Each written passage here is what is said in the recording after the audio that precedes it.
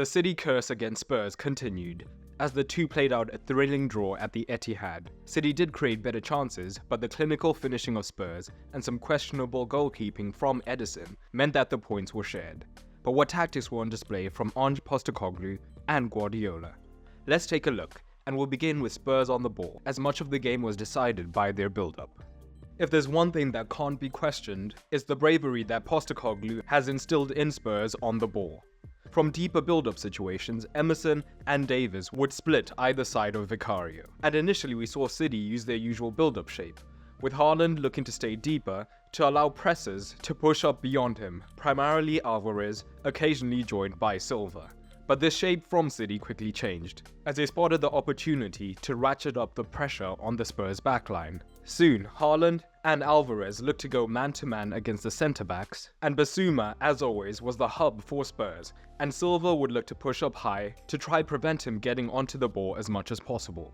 And Spurs were determined to build up from the back, and they had successes and failures doing this. Often when they had more success, it was in scenarios where Vicario was able to be an effective third man and draw in one of the forwards. In these situations, even under pressure, the goalkeeper could still find Bissouma, who would then have the option of the first-time pass into Emerson or Davies if the orientation was reversed. And now with a little bit more space, there was the potential to push higher up the pitch, with the two City forwards taken out of the equation.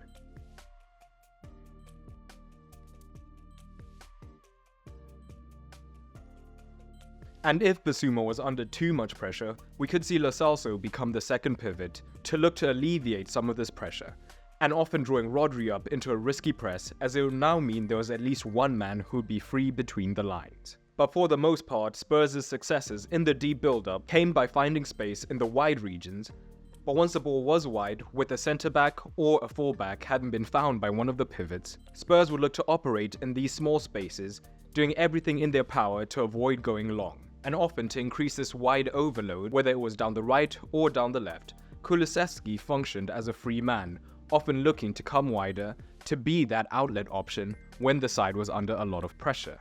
This worked fairly well for Spurs, as if Rodri was higher on a pivot, looking to go man-to-man, Kulusevski potentially had space, or alternatively, if he was dragged across to Kulusevski, there was a massive hole in the midfield that one of the Spurs men could look to break into and then look to run at the City backline.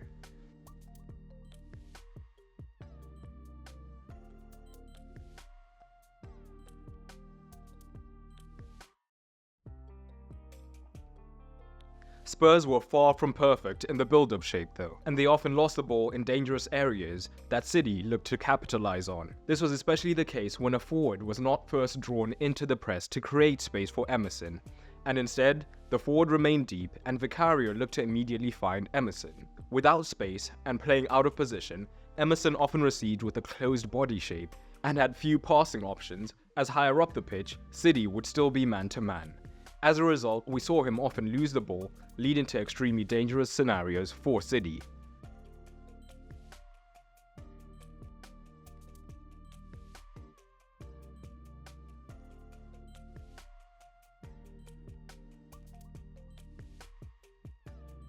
But Emerson was not the only culprit. We all know how press-resistant Bissouma is, but nobody is perfect, and at times, the pressure was too much even for him, and City were able to steal the ball from him, and then look to create shooting opportunities immediately. And we even saw the pressure pay off for City's third goal.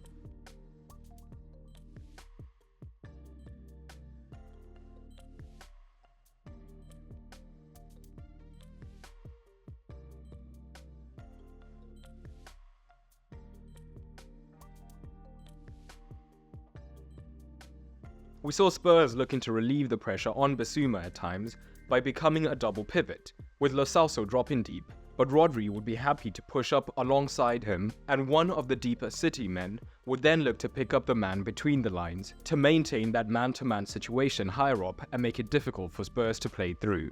Alternatively, Lo Celso could remain higher up, and as we've seen, both Porro and Udogie can invert infield alongside Bissouma. However, in these scenarios, Doku and Foden would maintain a more man-to-man orientation, once again making it difficult for Spurs to find that space through the centre. But even City's pressing shape was not perfect, as Kulusevski as the extra man, drawing Diaz high, would create spaces in the back line. And we saw one occasion where Johnson had the beating of Guardiola in a foot race and was able to look to exploit the space over the top. Or even if it was not Johnson, there was still the opportunity for a Spurs runner to make the move in behind Diaz. But credit must be given to Ange Postecoglou for bringing on Højbjerg in the second half for heel, as he could operate as a genuine pivot alongside Bissouma, allowing Kulusevski to move into his natural wide position and Johnson on the left-hand side. This was advantageous as Gil was struggling with his back to goal, as he did not have the necessary physicality against Walker. So now, with two genuine pivots, as well as a third genuine midfielder rather than Kulusevski, Spurs were much more effective at keeping the ball, and we see this in the possession stats, as their possession rose from 37% in the first half to 55% in the second. But what did City look to do when they were on the ball? As always, City built up in the 3-2-3-2, with Alvarez and Silva rotating positions from their usual shape. And Spurs were quite effective in defending the centre, with City attacking down the middle much less often than they usually do. Spurs realised that if they were too passive in the press, the City centre-backs would have the time to pick out their man, and that's when the 4 versus 3 advantage would truly take place in the midfield. So whenever possible, they looked to protect the centre whilst applying pressure, and Son was extremely hard-working, often looking to ensure that Diaz was almost always under pressure and did not have the time to get his head up. This would be backed up with Johnson, who down the right-hand side would look to pick up Guardiola for the most part. Gil's role was slightly different, as rather than immediately always look to pick up Walker, he tucked in instead, looking to pick up Ange, and therefore allow Kulusevski on Rodri and a 4 versus 4 situation in the midfield. Spurs were happy to do this as Walker is not the most expansive player going forward, so he could initially receive the pass and then Gil would look to press him.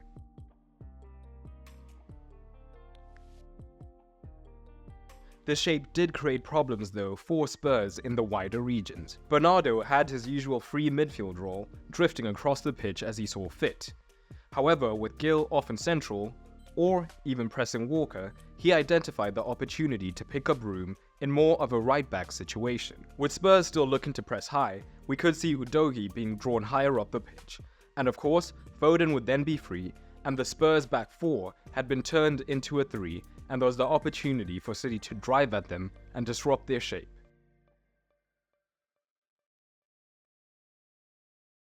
Ben Davies though, with his expansive experience at left-back, was more than comfortable in these wider regions, looking to hold up Foden for the most part, although the occasional late runs from Alvarez into the half space still presented a danger for City.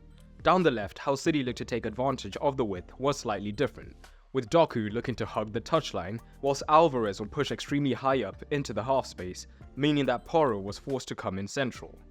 This, of course, would mean that City time and again had the space to find Doku with the switch, to create 1 versus 1 situations with a runner supporting him. However, Doku was not at his brilliant best when taking on his man, though we did still see him hit the woodwork after isolating his man. Bissouma was often fairly good at tracking the run of Alvarez, but as discussed, Silva would use his intelligence to know when to come across, leaving the right-hand half space, and still look to create the overload by now having a 3 versus 2. However, City were not able to make the most of their chances in this match. Overall, it was another messy performance from City that ended in conceding a late equaliser, and Spurs will be happy with an away point, especially given their injury list and not being at their best. But looking beyond the final scoreline, I did think that City did have the better of the play, and their high press in particular was impactful, but conceding 3 means that Pep only earns a 6. The final scoreline was great for Postecoglou, but I did not think that Spurs were at their best, and they struggled to play through the City press, meaning that Postecoglou earns a 5. But what are your thoughts? Drop them down below.